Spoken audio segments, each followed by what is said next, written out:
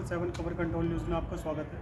आज हम भारतीय जनता पार्टी बवाना विधानसभा के बवाना वार्ड से ब्रह्म प्रकाश जी से क्षेत्रीय मुद्दों पर सीधी बात करें। ब्रह्म प्रकाश जी, खबर कंट्रोल न्यूज़ में आपका स्वागत है सर। Thank you. और वार्ड से आप निगम पार्षद भी हैं सर वर्तमान में। जान लेंगे आपके विकास कार्य क्या क्या करवाए हमने। देखिए, एमसीडी की हालत को तो सबको अवगत करा रखा है। केजरीवाल जी की जो परेशानियां क्रिएट कराई हुई हैं वो तो सभी को पता है। पैसा रोक दिया गया एमसीडी का, लेकिन उसके उपरांत भी मैंने अपने वार्ड के अंदर 90% गलियों का निर्माण किया। और बवाना जे कॉलोनी, जो हमारी काफ़ी बड़ी कॉलोनी है, उसके अंदर पहले पोटा केबल में स्कूल चलते थे जी। तो 5 स्कूलों का निर्माण अब हम उसका उद्घाटन करेंगे आने वाले 1 महीने के 2 महीने के बाद। 5 की 4-4 मंजिली बिल्डिंग हमने वहाँ बनवा दी है। और कॉलोनी के अंदर जितनी भी गलियाँ हैं उनका काम लगभग पूरा हो चुका है। और सारी कॉलोनी के अंदर हमने पहले साल में ही हर गली पे, हर पोल पे एलईडियाँ लगवा दी थी। और जो गांव की रिक्वायरमेंट थी तो गांव की भी 80% गलियाँ हमने बनवाई हैं। सर, जो गांव की बात कर लेते हैं, बवाना की कुछ ऐसी गलियाँ हैं जहाँ पे कह रहे हैं सफाई व्यवस्था ठीक नहीं है, समय पर स्वीपर नहीं आते, इस पर क्या कहेंगे? देखिए, सफाई के मामले में हम अपनी तरफ से पूरे एफर्ट्स कर रहे हैं। लेकिन क्या होता था कि जैसे पहले हमारे गांव के अंदर 500 सफाई कर्मी थे बवाना वार्ड में, तो वार्ड डिवाइडेशन होने के बाद में मतलब आधा सफाई कर्मी बढ़ गया। और पहले आबादी जो है सारे गांव की होती थी 10-12 हज़ार के आसपास, अब आबादी है 50-60,000। तो ये कार्य करने वाले सफाई कर्मी हैं, अगर कोई एक्सपायर हो जाता है तो कंपनसेटिव ग्रांट उनकी जगह भर्ती नहीं, कोई रिटायर्ड हो जाता है तो उनकी जगह भर्ती नहीं। तो ये काफ़ी प्रयास चल रहे हैं। तो पॉपुलेशन बढ़ती जा रही है, सफाई कर्मी जो है वो उनके लिए कोई भर्ती वगैरह अभी नहीं हुई है। तो सफाई के लिए सुबह हम डेली अपने गांव में एक राउंड लगाते हैं आसपास, जो भी मेरा क्षेत्र पड़ता है उसमें 2 दिन में 4 दिन में जाता रहता हूँ। तो सफाई के लिए हमारा प्रयास है, इसमें कोई वो नहीं है। क्योंकि जहाँ प्रॉब्लम आती है वो ये आती है कि आबादी बढ़ती जा रही है और सफाई कर्मी घटते जा रहे हैं। दिल्ली सरकार द्वारा आपको समय पे फंड मिलता है सर? दिल्ली सरकार द्वारा कोई फंड समय पे नहीं दिया गया। देखिए, राजनीति करनी चाहिए, कोई भी है राजनीति करो, राजनीति में जनता को शिकार कभी मत होने दो। जनता के कार्य होने चाहिए, चाहे ऊपर गवर्नमेंट किसी की है चाहे नीचे किसी की सरकार है, कभी जनता के कार्य किसी को नहीं रोकने चाहिए। लेकिन इसमें से भी एक बात बताइए, जब मैंने केजरीवाल जी ने ये धार ही लिया है कि मैं एमसीडी को जितना भी तंग किया जाएगा मैं करूँगा, तो उसमें तो कोई संदेह रह ही नहीं जाता। क्योंकि जब केजरीवाल जी जनता के लिए कुछ करना चाह रहे थे, जैसे बसों के लिए कर दिया भाई, लेडीज़ फ्री पानी के लिए बिजली का एक वो जैसे घुमाते हैं चारों तरफ से, एक घूमने वाली प्रक्रिया उन्होंने शुरू कर रखी है। उसका एग्जाम्पल मैं आपको देता हूँ कि आप कभी भी देख लेना, जब आदमी 60 ईयर ओल्ड हो जाता है या कोई विकलांग है या कोई विधवा है या कोई, मेरी माता जी 60 साल से ऊपर हो गई, तो उसमें क्या होता था कि वो किसी भी अपने बच्चे को या किसी भी हमारे ऑफिस में आ गए या कहीं भी साइबर कैफे नेट पर जाके अपनी पेंशन, अपने डॉक्यूमेंट सबमिट कराती थी और वो पेंशन लेने के अधिकारी हो जाते थे। लेकिन जब से केजरीवाल जी आए हैं, निगम की पेंशन तो इन्होंने बंद करी ही करी।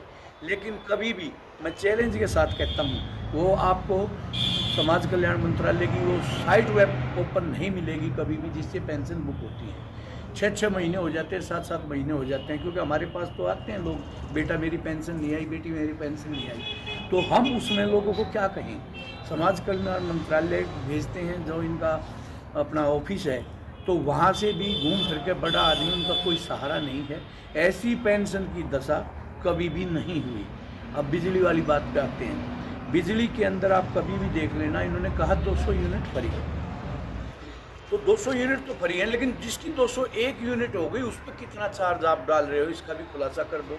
1 यूनिट ऊपर जाते ही, हाँ, एक 200 से 1 यूनिट ऊपर जाते ही जो पीछे तक का जो चार्ज होता है अलग अलग यूनिट के जो इन्होंने स्लैब बनाए हैं, और उसका इतनी रिकवरी हो जाती है कि उसकी पूछो ही मत। जब आदमी को 200 यूनिट तक का आप कहेंगे तो वो आदमी बेचारा खुल के जीवन नहीं जी पाएगा, क्योंकि उसको 200 यूनिट दिखाई देगी, चाहे वो दिन में 5 घंटे या रात को 4 घंटे अपने मीटर को वैसे बंद करे। तो मैं इसको कोई वो उपलब्धि नहीं मानता। उपलब्धि वो होती है अगर आप देना चाहते हैं दीजिए, बहुत अच्छी बात है, जनता के वेलफेयर के लिए कुछ भी हो जाओ, कोई भी पार्टी करे वो वेलकम है, जनता के लिए जो करेगा वेलकम है। लेकिन ये वेलकम नहीं है कि आप वहाँ से दिखा के वहाँ गर्दन काट लो, वहाँ दिखा के वहाँ गर्दन काट लो। अब समय पे किसी की पेंशन आती हो तो हम चैलेंज करते हैं, और बड़े बुजुर्ग इधर उधर भटकते रहते हैं। पेंशन कराने के लिए जाएं तो वो जाएं कहाँ?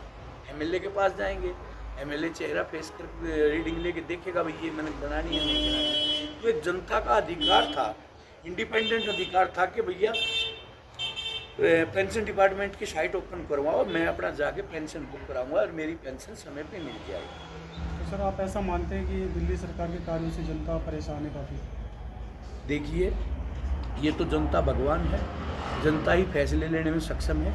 आप आए हैं, चारों तरफ आपने देहात के रोड की हालत देखी होगी। किसी भी रोड पे बवाना से कंझावला, कंझावला से कराड़ा टू उधर मंगोलपुर की तरफ जाते हैं, या बवाना से नरेला, या बवाना से ओचंदी बॉर्डर, या नांग ओचंदी बॉर्डर से दरियापुर से कटेवड़ा, किसी भी हालत में आप रोडों को देख सकते हो, क्योंकि आप घूमो, मीडिया के बंधु हो, आपको कोई भी रोक सकता। जो एक दिखाने की बातें हैं। अब पीछे एक गांव के उन्होंने कहा कि भाई मैंने ऐसा केमिकल तैयार कराया है जो पराली को जला देगा। तो मेरे को कोई ऐसे 10 गांव बता दो जिसमें इसने उसका आविष्कार किया है या उस लोगों की हेल्प करी है। सिर्फ दिखाने के लिए है और कुछ नहीं है।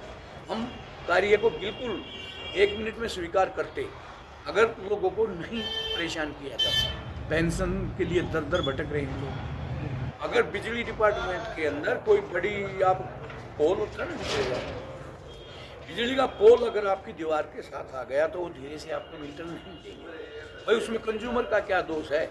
आप जब सारे चार्ज वसूल कर रहे हैं तो आप लाइन नीचे से दबाओ। तो चार्ज तो वसूल कर रहे हो आप सभी, तो फिर उनको नीचे मालिक को ये क्यों कहा जाता है कि पीछे हटा के बनाओ? मान लिया जिसके पास 10 बाई 10 की जगह है वो कहाँ तक हटाएगा पीछे? तो ये भी जनता पे ठोका जा रहा है कि इसकी भी जनता दोषी है। क्योंकि उपचुनाव हुए दिल्ली के अंदर, उसमें से एक सीट भी भारतीय जनता पार्टी की नहीं है, इसका क्या कारण मानते हैं? देखिए, ये तो जनता का अपना फैसला है, जनता का विवेक है। लेकिन हमारी विधानसभा से रिलेटेड साहबा डेयरी के अंदर जो उपचुनाव था, उस उपचुनाव के अंदर साहबा डेयरी के अंदर से अब की बार राकेश कुमार 3000 वोटों से लीड लेके चला है। तो बीजेपी का जो वोट ऑफ परसेंट है वो बढ़ा है, लेकिन बीजेपी के वोट ऑफ परसेंट बढ़ने के साथ साथ जो दूसरी पार्टी थी हमारी कांग्रेस, वो बिल्कुल डाउन चली गई है। तो उसके लिए मैं किसी को चैलेंज नहीं करूंगा, क्योंकि जो समाज जो फैसला लेता है, जनता जो फैसला लेता है, वो सर्वमान्य होता है। 22 में क्या लगता है सर, कितनी सीट आने की संभावना है भारतीय जनता पार्टी की? 272 में से देखिए, बीजेपी की सीटें आएंगी, बीजेपी का बहुमत आएगा, क्योंकि जनता को भली भांति पूरी तरह से जनता को ये पता है कि ये जो एमसीडी की दयनीय हालत करने के पीछे अगर कोई बंदा है तो उसका नाम केजरीवाल है। क्योंकि अगर हमारे काउंसलर सभी जगह जाते हैं, अपने कार्यों को पूरी तरह से निर्वाह करते हुए आगे बढ़ रहे हैं, उसमें मैं नहीं मानता कि किसी पार्षद की या बीजेपी में एमसीडी की कोई गलती है। मान लिया जब आप सीएम दिल्ली, मैं आपसे सॉरी एक बात रखता हूँ कि आप दिल्ली के सीएम हैं, जब आपने ये सोच लिया कि मैंने यहाँ पे इन लोगों को कुछ पैसा इनका जो बनता है वो देना ही नहीं है, तो उसका क्या इलाज है? अब टीचर्स कोर्ट में गए थे, कोर्ट के बावजूद भी कोई डिसीजन नहीं लेते रहे। तो इसमें मैं नहीं समझता कि एमसीडी ने कुछ नहीं किया, एमसीडी ने बड़े बड़े काम किए। मैं इसमें ये मानता हूँ कि राजनीति करो तो मुद्दों पे करो, लेकिन जनता जो हमारा सब कुछ है, जनता हमारी भगवान है, जनता ने हमें निर्माण दिया, जनता के बनाए हुए हैं, तो लेकिन जनता को किसी भी तरह से शोषण का शिकार किसी पार्टी द्वारा नहीं किया जाना चाहिए। सर आप पुनः निगम पार्षद बनते 2022 में, तो क्या क्या बदलाव होगा वार्ड में जो आज तक नहीं हुआ? देखिए, 2022 में जो मेरे गांव की, जैसे आपने अभी अपना सफाई की बातें की है, सफाई पे हम पूरा फोकस करेंगे। हम कोशिश करेंगे कि कोई भर्ती हमें मिल जाए नॉर्थ एमसीडी को, और 50-60 कर्मचारी सफाई वाले अगर भर्ती होकर हमें मिल जाएंगे, हम कोशिश करेंगे। अगर वो मिल जाते तो सफाई हमारा मुद्दा है। गलियां हैं, नालियां हैं, लोगों से संपर्क में रहो, लोगों से कभी संपर्क मत तोड़ो।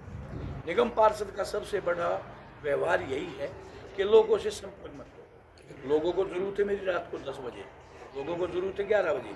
अगर मैं 11 बजे फ़ोन नहीं उठाऊंगा तो सुबह तक पता नहीं उसके साथ क्या होगा, क्योंकि ज़रूर तुझे उसे 11 बजे है, पता नहीं उसको कैसे शोषण हो रहा है, कोई बदमाश उसको परेशान कर रहा है या पुलिस वाले की तरफ से कोई प्रॉब्लम आई है, तो उसको उसी समय मैं अभी आया, बोलो भाई बताओ, नहीं तो आप कहाँ हो, मैं दूर हूँ, मेरी बात करा दो। अगर कोई आपको परेशान कर रहा है तो सबसे पहला है जनता से संपर्क। अब किसानों की बात करते हैं हम लोग।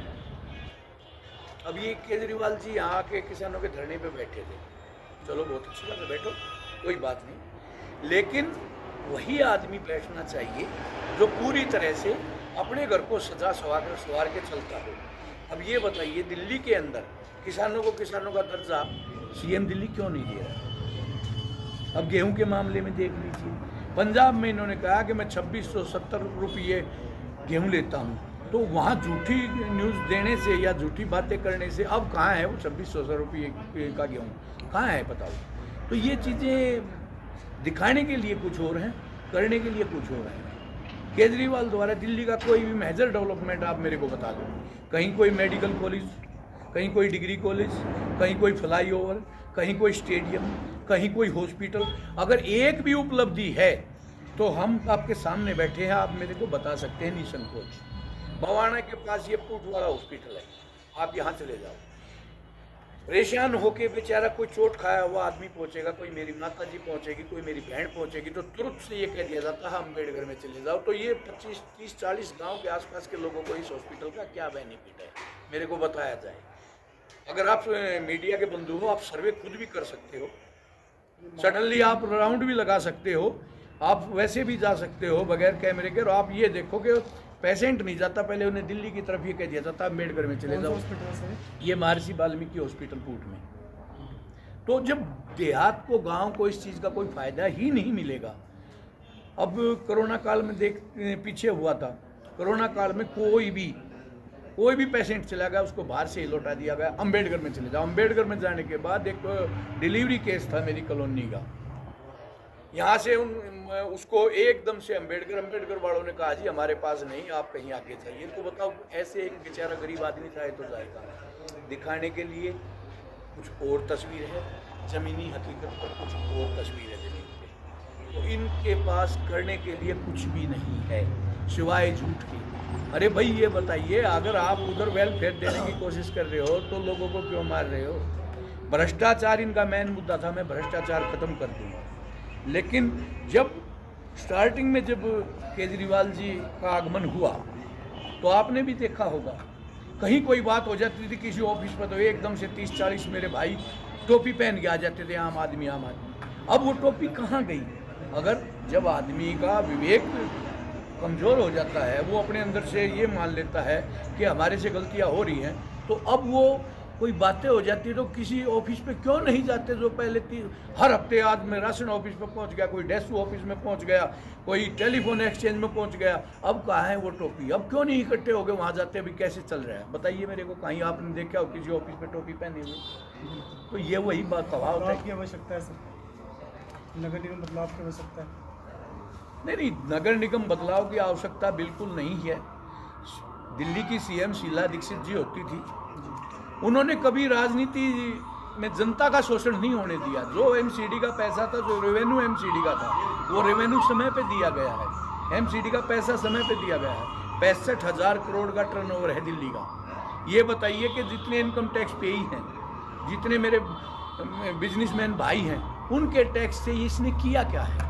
बताओ क्या किया है? कुछ नहीं किया सर। जनता को उपलब्धि चाहिए, जनता को अपना वेलफेयर चाहिए, जनता को अपने रास्ते चाहिए, जनता को अपना समाज चाहिए, जनता को हॉस्पिटल चाहिए, जनता को स्टेडियम चाहिए, जनता को डिग्री कॉलेज चाहिए, जनता को मेडिकल कॉलेज चाहिए। एक भी डेवलपमेंट बता दीजिए। दिल्ली तो कम से कम 30 साल पीछे जा चुकी है और ये प्रत्यक्ष है।